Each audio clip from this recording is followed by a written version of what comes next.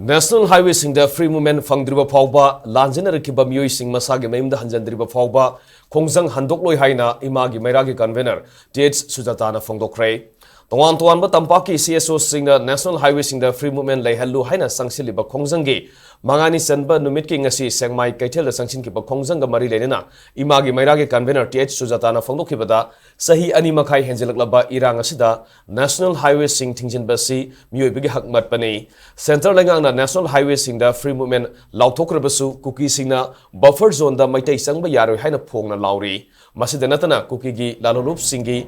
su agreement asi sahi amaga amuk sangdokpa haibase center lengang na kuki singbu phongna sogale haina takpani